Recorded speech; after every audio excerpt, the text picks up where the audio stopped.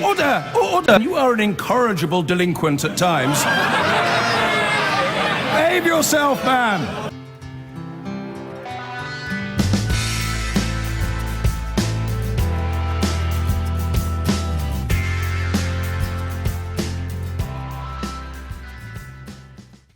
It's been described as the most ambitious public inquiry ever launched in Britain, and some are now beginning to wonder whether it is an ambition that will ever be realised. The resignation of Dame Lowell Goddard means the independent inquiry into child sex abuse has lost its third chairwoman in just 2 years. She's now been summoned to appear before MPs to explain her decision, as Jane Death reports. As Home Secretary, she set up the abuse inquiry. As Prime Minister, Theresa May is inheriting a legacy of failure, according to the third chair to quit, Dame Lowell Goddard. Personally chosen by Mrs May as perfectly qualified and suitably non-establishment. She said leaving family behind to head the inquiry had been incredibly difficult. But some who've taken part in the process think there's more to it, with talk of tension inside the inquiry. All I know is there are 3 heads of inquiry who have been pushed or resigned. That's a devastating effect on people. Raymond Stevenson spoke to the Goddard inquiry on behalf of hundreds of people who say they were sexually abused in children's homes in Lambeth in South London.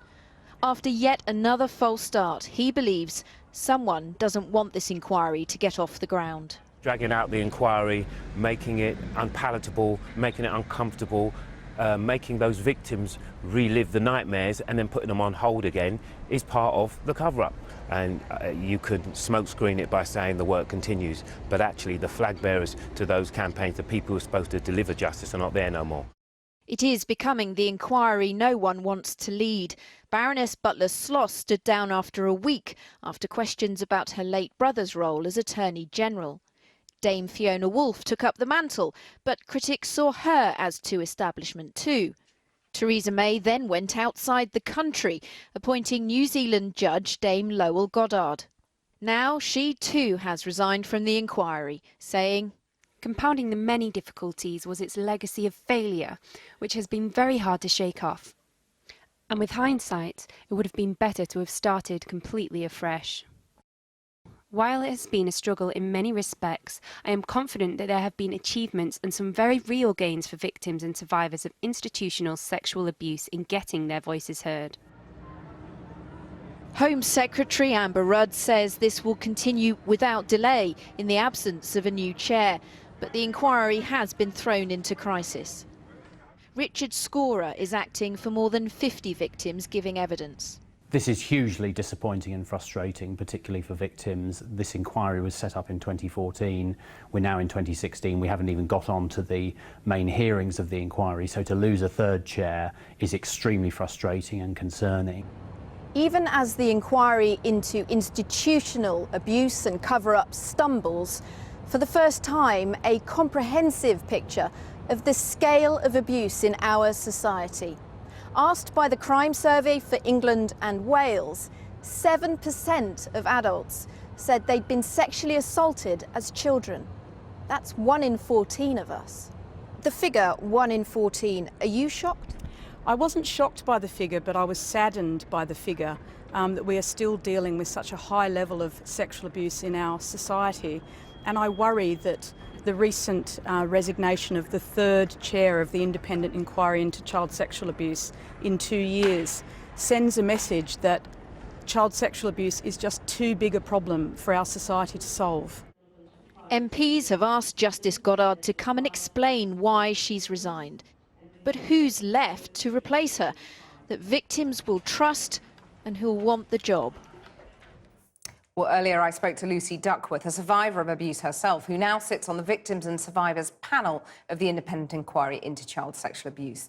I began by asking her whether the inquiry needed to be refocused. The magnitude of this inquiry means that it will take a very long time for it to get set up and achieve what it must achieve. I think there's quite easily a misconception out there that this inquiry is just looking at the abuse that happened in Westminster or the abuse that happened in BBC post-Savile, and that's just not true. We're looking at schools, military, care homes, churches. It's huge. But how long do you think that's all going to take? I mean, you clearly said it is going to take some time. When do you think we will finally see a conclusion? I could not possibly comment on that. I mean, that's very much down to the legal teams, and that's not my role at all. What's your best guess, though? I mean, we're talking years and years. So they have said that it would take 5 years. For me personally, what it takes is what it takes. It must take as long as it takes. Did Justice Goddard do her very best, though? Was she professional? She had 3 months holiday, reportedly. You know, there's a year gone by, no evidence taken. I see some reasons for that, but was she really her very best? She did, but it wasn't her inquiry. I mean, I don't know about the holidays and all the criticism that is being said. Whatever Justice Goddard's legacy, it was that she has set up this inquiry. She has made sure that Victims and Survivor panel was listened to. She has made sure that the Truth Project has been set up. She has done that with her colleagues, and those colleagues remain in place. There is not one person that is in charge of this inquiry. It's a panel-led inquiry. Justice Goddard has now admitted that she was the wrong person for the job in tendering her resignation. Was it then a mistake of the then Home Secretary, now Prime Minister Theresa May, to appoint her? Our current situation is we have Theresa May as Prime Minister, who was personally committed and set up this inquiry. This morning I met with Amber Rudd, our new Home Secretary, who reassured us personally that she is entirely committed to this inquiry. But Theresa May personally picked the wrong person. Theresa May set up this inquiry. It's the biggest inquiry ever in history. Mistakes are likely to be made. There is no blueprint to go from. You yourself speak from personal experience. I do, yeah. How important is it to you personally that this inquiry succeeds? This isn't about our personal stories. This is about the overarching picture, which is without this inquiry, we cannot seriously tackle child abuse and make the changes in law that must happen if we are to keep our children safe. And I think there are many, many people that would fight to the very end to see that happen. Well, we're joined from Glasgow now by Ian Macfadyen, who's a survivor of abuse and now a campaigner, and from Leeds by Labour's Shadow Home Office Minister, Sarah Champion. Ian Macfadyen first, how much of a blow is this to you personally? Personally, this is devastating. I and many other survivors have invested ourselves and our lives in trying to ensure that an inquiry would be set up and would be fit for survivors' purposes. We have fought hammer and tooth over this, and so I am actually really beyond disappointed. I'm so angry with what's happened here. And who are you angry at? Are you angry at Justice Goddard or at the Prime Minister, who was then Home Secretary, who appointed her? I am angry. I'm angry that obviously if Justice Goddard was fit for purpose for this role, she would still be in place. So Theresa May has to bear some consequences for this. I'm angry that the largest public inquiry, which is funded by taxpayers' money, about some of the most horrendous crimes that have occurred up and down our country over decades, that the chair feels that it's fit to resign and announce her resignation the way she did last night. I find it a real personal insult, to be honest with you. What can restore your confidence in this inquiry now? Oh, do you know, I have survivors saying to me, is this being done purposefully to just grind us down to the point where we just walk away from this? You know, I would like a chair of the inquiry who has the resilience, as much resilience as myself, a survivor, and other survivors out there. You know, we have suffered horrendous things that happened to us in our childhood, and we struggle to overcome that and deal with it daily. My expectation is that if we employ somebody to chair an inquiry that is to look into failures of institutions that were paid to look after children, that person has a bit of resilience and a bit of backbone and can actually sit up and give us an inquiry that is fit for survivors. Who would you like to chair it then? It's not my opinion is negligible. You know, survivors have asked for, in the past, for Michael Mansfield. You know, we've put that name forward to Theresa May in the past. Survivors in the past have asked for an inquiry running along the lines of Australia, the Royal Commission. That was disregarded. So, you know, personally, I think we need somebody who survivors feel that they can trust and has demonstrated that they will go the distance with regards to inquiries. And I think Michael Mansfield, for me personally, would be my choice. And he tells us he would offer his services. Sarah Champion, I mean, you've heard there from Ian just how angry he is. What can be done now to get this inquiry back on track, if anything? Well, I completely understand his anger, and it's shared by many survivors that I've spoken to as well.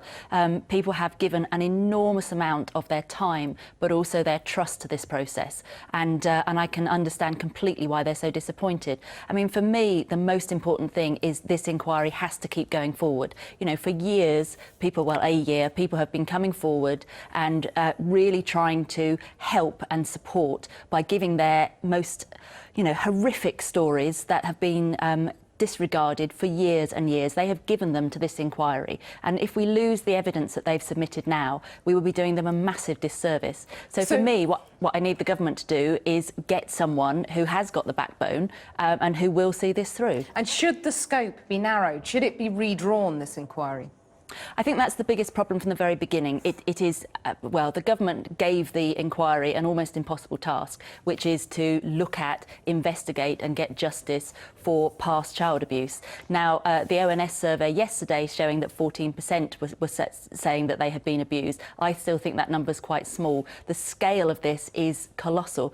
But the other thing that I want people to focus on is that child abuse is still going on now. It is prolific in this country, and we must be doing much, much more to prevent it, as well as getting justice once the crimes happen. But for me, a crime is a child whose life has been decimated, and we need to be tackling both of these things.